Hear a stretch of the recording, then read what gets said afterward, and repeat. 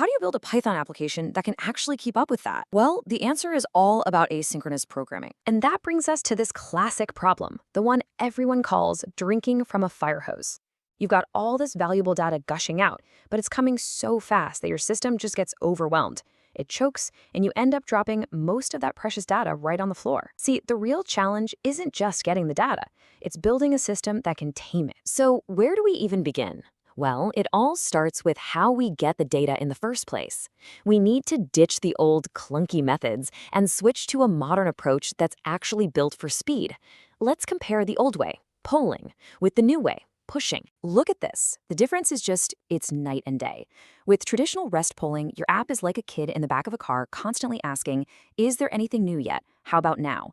Each one of those questions is a full, heavyweight HTTP request. And you're guaranteed to have these little gaps between each ask where you're completely blind to what's happening. But with WebSockets, you open one single connection, and the server just pushes the updates to you the second they happen. It's a continuous, uninterrupted stream. So, what exactly is a WebSocket?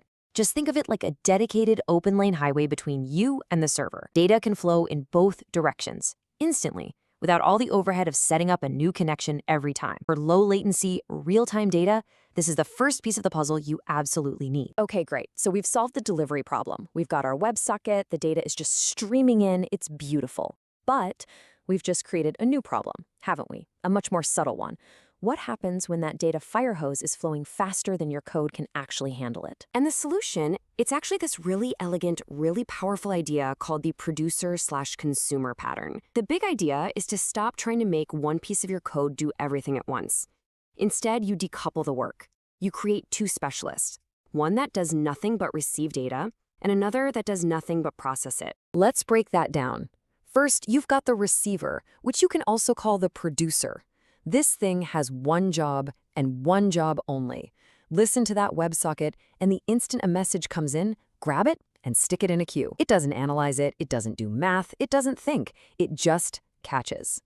And then you have its partner, the processor or the consumer. Its job is just as specialized. It walks over to that queue, grabs the next message in line, and then it does all the heavy lifting. This is where you calculate the spread, write to your database, or do whatever complex logic your app needs. The key thing is it does this at its own pace, totally separate from the receiver. So what connects these two? What's the magic in the middle? Well, it's the asyncio.Queue. Think of it like a conveyor belt or a buffer zone.